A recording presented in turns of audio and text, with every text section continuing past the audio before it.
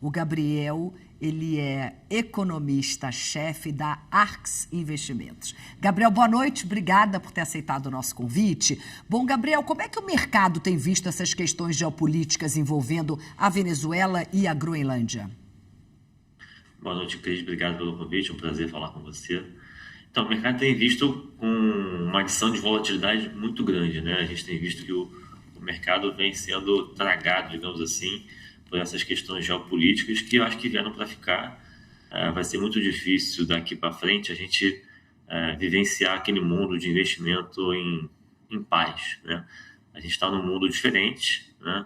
É um mundo com muito mais fricção geopolítica e essas tensões geopolíticas vieram para ficar e a gente vai ter que se adaptar a isso e os investidores que são de uma geração mais nova não pegaram as tensões que existiram no passado distante, vão ter que se adaptar, né? Vai ter que mudar um pouco a forma de fazer a alocação de recursos por conta dessas novas tensões geopolíticas que eu acredito que vieram para ficar. Essas turbulências globais, Gabriel, podem afetar, por exemplo, as decisões do Copom sobre os juros ou realmente, na sua opinião, pesam mais os nossos fatores internos nessa tomada de decisão? Eu acredito que pode afetar sim, ainda que a gente tenha um peso, né? Tem uma ponderação entre fatores internos e externos. Mas, por exemplo, a desinflação que nós tivemos no Brasil ela foi muito impactada pelo câmbio, né? A taxa de juros no Brasil muito alta, ela produziu um diferencial de juros entre o Brasil e o resto do mundo muito elevado. Isso é o que a gente chama de carrego, né? O carry da moeda ficou muito grande e aí teve um fluxo de recursos muito grande para o Brasil e isso apreciou o real. Então, o real ele se apreciou muito em função desse carrego elevado.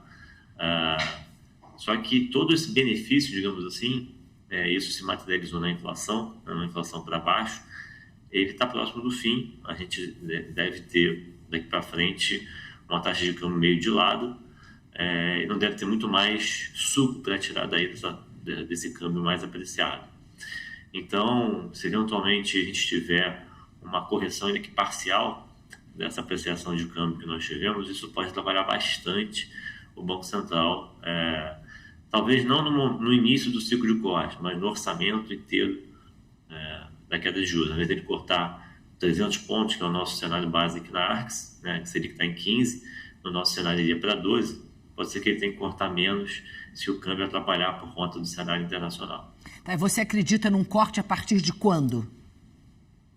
Nós tínhamos, Cris, um corte em janeiro de 25 pontos, mas a gente veio perdendo convicção nesse corte em função de várias posturas dos diretores do Banco Central e também por conta do caso Master, né, do Banco Master, que, digamos assim, tirou a atenção dos diretores do Banco Central no manejo mesmo da política monetária. A gente também tem dois membros, tem duas diretorias vagas, né, para a reunião de janeiro. Então, a gente mudou o call, né, a gente está com a cabeça agora de que o corte será em março, e ao invés de 25, que era a ideia, se fosse em janeiro, vai ser de 50 em março. Economicamente, assim, conceitualmente não muda muito, tá? 25 em janeiro ou 50 em março são equivalentes conceitualmente falando, mas é uma mudança. Qual é a sua expectativa para a Bolsa de Valores brasileira esse ano, Gabriel? O que o investidor pode esperar? Pergunta difícil, Cris, porque o cenário de Bolsa ele é muito influenciado pelo processo eleitoral no Brasil, né?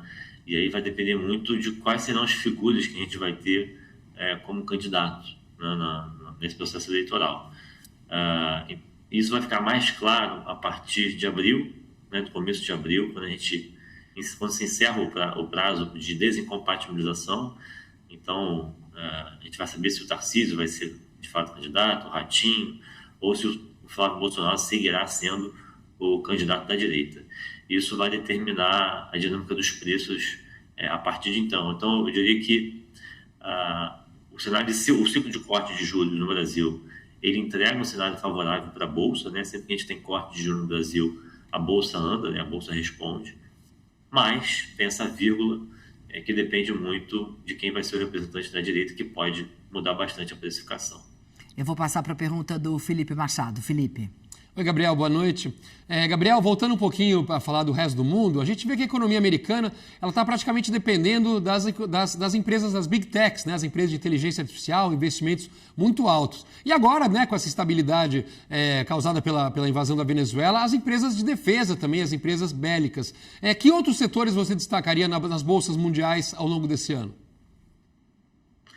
Boa noite, Felipe. Outra pergunta muito boa. É difícil ver um cenário muito positivo para outros setores que não de tecnologia, né, inteligência artificial, data center, e agora defesa por conta dessa, digamos assim, nova ordem mundial que está sendo redesenhada, né, enquanto nós conversamos aqui. Sempre pode ter algum outro setor, por exemplo, consumo discricionário, setores mais dependentes da renda. A gente sabe, por exemplo, nos Estados Unidos esse ano vai ter um impulso fiscal bastante grande, né? Então, setores mais expostos ao consumo das famílias também tendem a performar bem, mas os valuations estão muito esticados, né, na Bolsa Americana. Então, a gente imagina que esse ano, 2026, vai ser, digamos, o último ano dessa euforia. Em 27 deve ter uma correção. A gente está no high, né, dos valuations da Bolsa Americana, principalmente dos setores de tecnologia.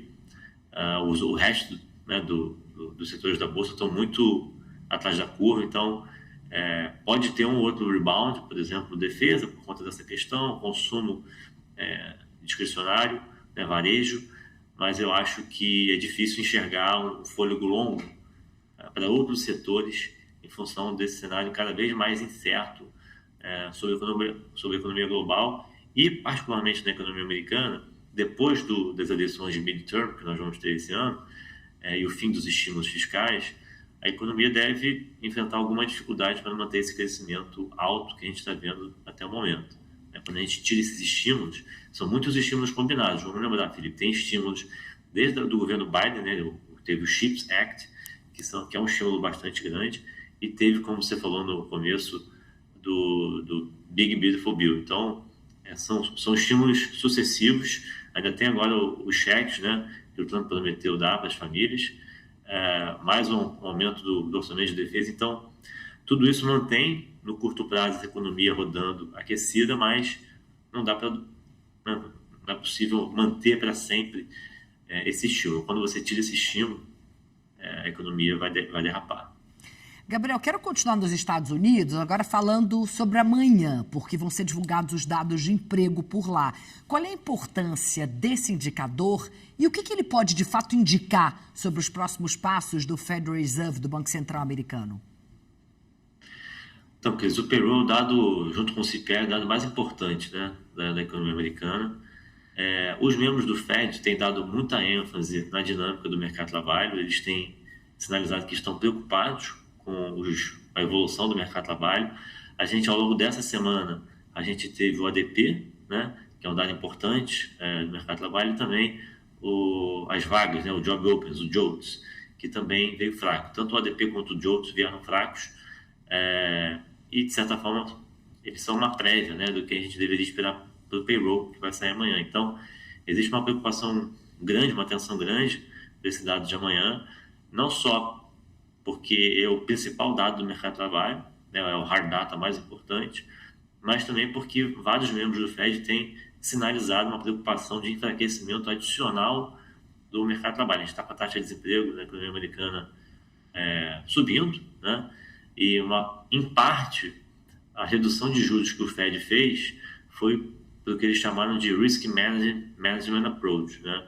Por conta dessa piora do mercado de trabalho, eles entenderam que valia a pena reduzir os juros, mesmo com a inflação bem distante da meta. Então, é importante que a gente olhe esse número do payroll, não só o headline, né, não só o número agregado, mas também a composição, porque quando a gente tem olhado os dados mais no detalhe, o que a gente tem percebido é que quando a gente olha a geração de emprego X, né, retirando saúde, educação e governo, está mais fraco de fato.